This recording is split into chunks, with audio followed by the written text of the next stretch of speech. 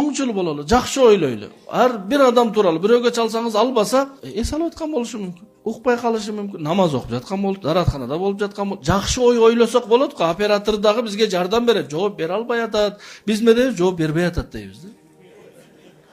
Жооп бербей атат дегени бул обвинение болчу. А жооп бере албай атат дегени шылтак албетте. Эс алып аткан болушу.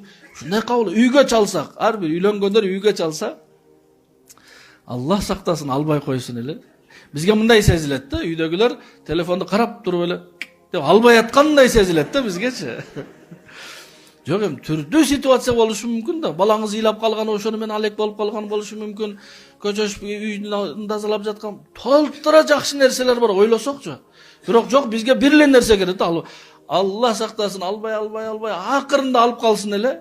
Ассаламу алейкум. Ассаламу алейкум. Каяктан? Ошо ойубуз тунук болуш керек. Ой тунук. Ар бир адам тууралуу.